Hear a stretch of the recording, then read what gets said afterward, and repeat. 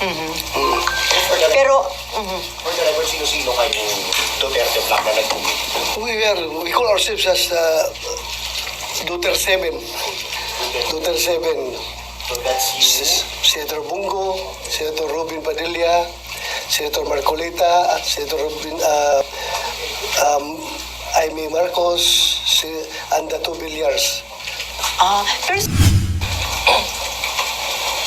Tinanong ng impeachment court yung House of Representatives as to their stand whether or not itong 28th Congress House of Representatives is willing to be bound by the actions of their predecessors, yung House of Representatives ng 19th Congress. Are they willing to continue, or are they willing to be to bind themselves to whatever actions that were took place during the previous Congress? You can expect me also to raise the same question sa floor once the 20th Congress convenes. Itatanong ko rin na tinanong natin yung House of Representatives. Why not ask ourselves also? Diba? Pareho lang naman. Pareho lang. So, tanungin rin natin yung Senate of the 28th Congress kung are they willing to be bound by the actions of the previous previous Senate of the 19th Congress. so ibig so We are talking about new composition ng Senado.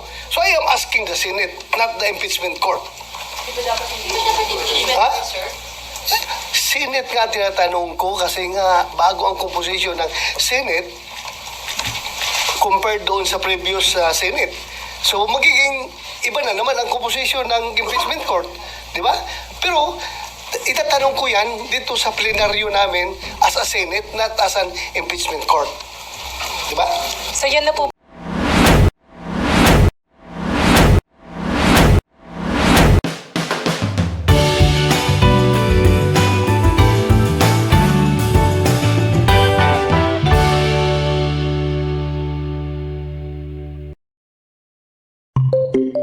Presidency.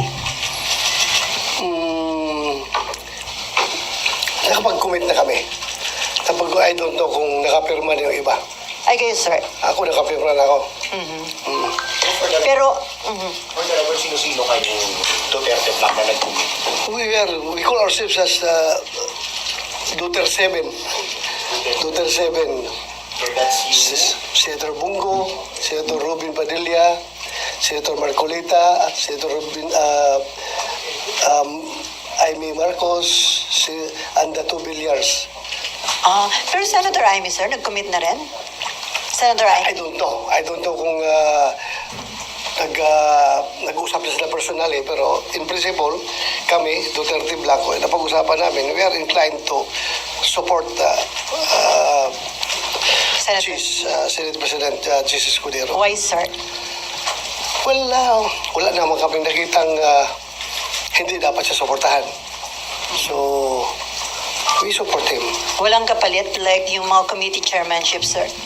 Wala naman kasi as is malago. Wala man akong hiningi. Wala man rin pinrami sa akin. Basta nagustuhan ko lang yung pamamalakad niya sa amin, sa Senado. Yung leadership niya is, nakita ko is very open to everything. Hindi siya close-minded, hindi siya porque ganito siya, panindigan niyang ganito siya, o porque ganun, kuhan siya, yung nakikinig siya. So that's what we need. As a democratic institution, pakinggan ang lahat. So, sir, kung tatanungin ka, anong hihingin mong committee kay Senate President Escudero? Wala na akong hinihingi kasi meron naman tayong equity of the incumbent kung gano'n, di ba? Kung, halimbawa, we will vote for him as the Senate President, tapos ayaman ng incumbent senator, kung ano yung hawak ko, I suppose yung pa rin naging hahawakan ko. Equity of the incumbent nga. So, hindi ko na hiningi sa kanya yan.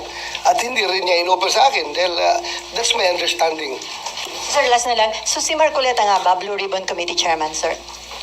Yan ang hinihingi niya and I presume na napangako na sa kanya.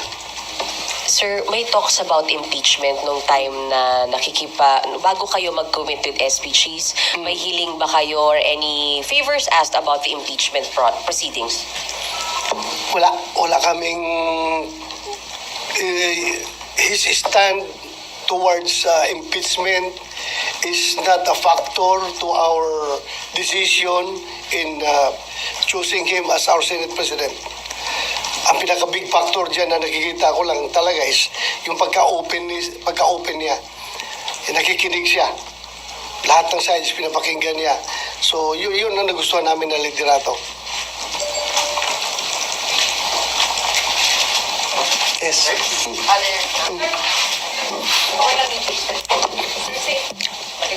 Sa impeachment, sir, di ba po, nag-move kayo para i-dismiss yung articles of impeachment noong June 10.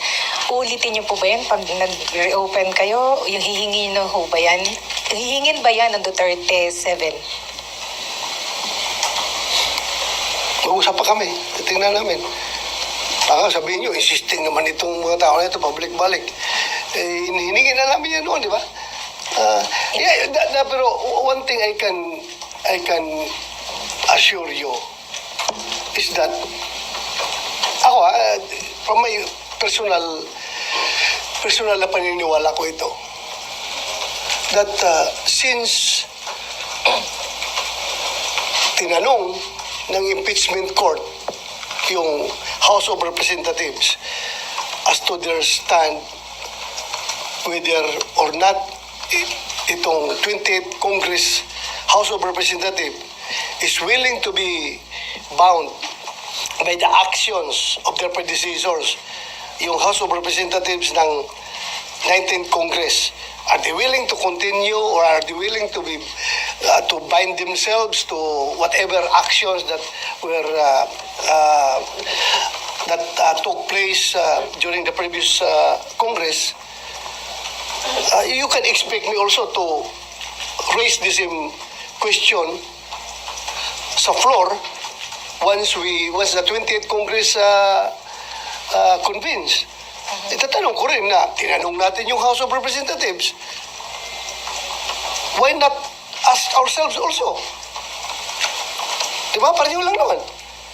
Pareho lang. So, tanungin rin natin yung Senate of the 28th Congress kung are they willing to be bound by the actions of the previous previous Senate of the 19th Congress. So, so Senator, ibig sabihin, bago kayo mag-decide kung i-dismiss or hindi, paano po yung scenario? Kailangan po bang magbotohan kung sa tingin ng Senado ay may jurisdiction kayo o wala dun sa impeachment? Yun. Dapat, it has to be established. It has to be established by the Senate, not by the impeachment court. By the Senate. So paano We are talking about new composition ng Senado. So I am asking the Senate, not the impeachment court. Ha? Senate nga tinatanong ko kasi nga bago ang composition ng Senate compared doon sa previous Senate. So magiging iba na naman ang composition ng impeachment court. Di ba? Pero itatanong ko yan dito sa plenaryo namin as a Senate, not as an impeachment court. Di ba? So yan na po ba yung sa inyong pito, sir? Sorry. Yan na po ba yung para ano ba, yan ang i-raise ninyo, yung 7, solid 7? I hope they are going to support me, but hindi pa namin napag-usapan yun. As I've said, personal ko lang yan na paniniwala na kailangan tanungin rin natin itong Senate of the 20th Congress. Kung magpapabind ba sila sa actions ng Senate of the 2019 Congress.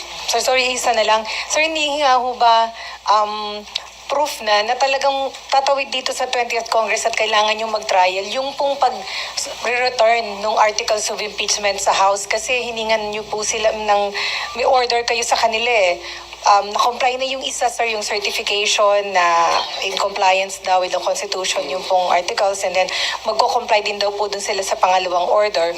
So, pag nag-comply sila, hindi ho ba dapat diretso na kayo sa trial, sir? Paano? Iba na ang composition rin ng Senate ng 20th Congress eh. Kaya tatanungin ko talaga para masettle yung issue of jurisdiction. Tanungin natin. Tanungin natin kasi tinanong natin yung House, why not ask the Senate? Pareho lang yun. Hindi nyo napag-usapan yan ni SP? Hindi namin napag-usapan yan. Ako, sa akin lang yan, personal ko lang yan na paningin. Sir, personally, mag-move po ba kayo na ulit na ipa-dismiss yung impeachment ni VP Sara?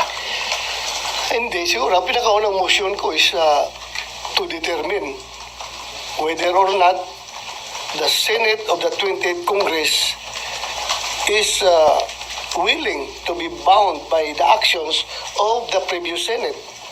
Yun lang ang tanungin ko para masettle natin yung issue on jurisdiction.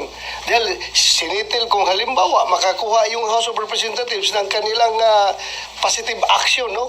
Na talagang majority sila ay pumayag na yung tatawid yung jurisdiction sa 20th Congress. So gusto ko rin tanungin rin ang Senado. Kasi pareho lang naman yan. Nagtatanong tayo ng jurisdiction ng bagong Congress dahil nga iba na ang composition. Sir, may we get your comment din po. Sabi po ng CBCP, nababahala sila dun sa delay ng Senate regarding po sa impeachment. Sa pagka-delay po. Nababahala sila? Bakit sila nababahala? Ano yung kinabahala nila? Kinabahala nila na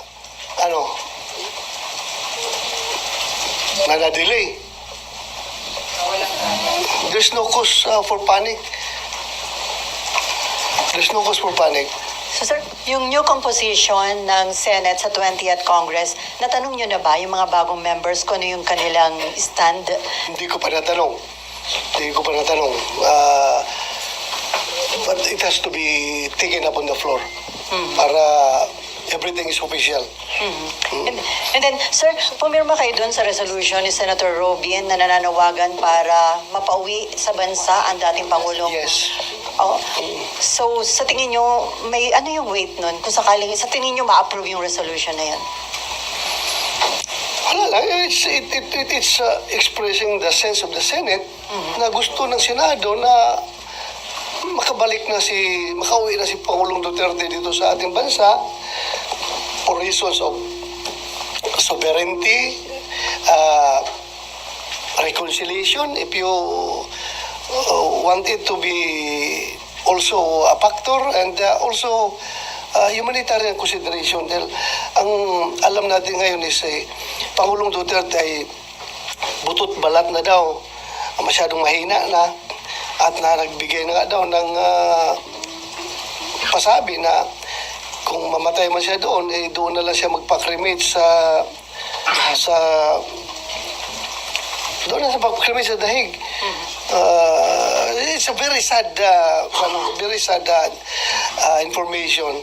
So sana kung mamamatay man siya, dito lang siya mamatay sa Pilipinas, huwag doon sa ibang bansa para naman dating Pangulo ng Pilipinas yun eh. So, while pending yung case sa ICC, gusto nyo mapauwi siya? Yes. Yung mga Hindi naman dismissal lang case yung hiningi natin. Immediate repatriation of former President Duterte to the Philippines.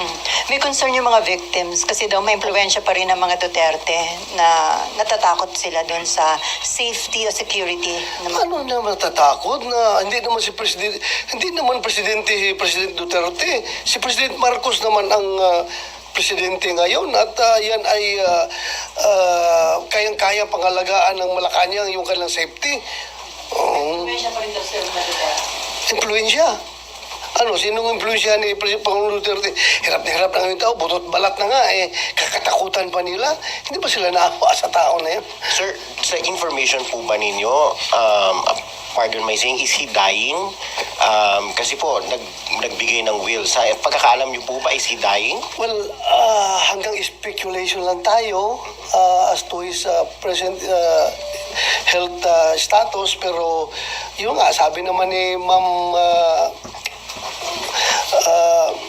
VP. ni Ma'am Elizabeth Zimmerman, di ba? Na siya nagsabi doon na butot balat na daw.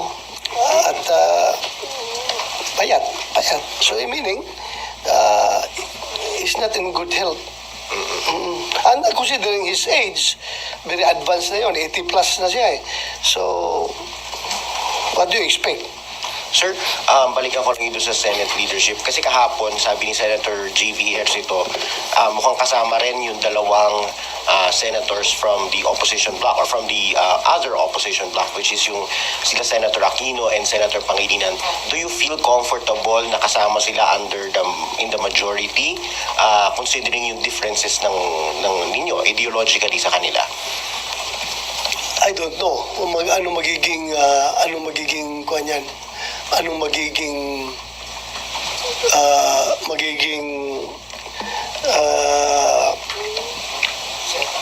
set up niyan, no? Hindi ko alam talaga. Hindi ko alam. Basta I joined the majority not because of them, but because of the leadership of Senate President Jesus Cudero. Sir, going back to sa sinabi nyo, you will question the jurisdiction of the 20th Congress sa ano. Sir, clarify ko lang, sir, ibig sabihin, you believe na walang jurisdiction nga yung magiging bagong composition ng Senate dun sa ano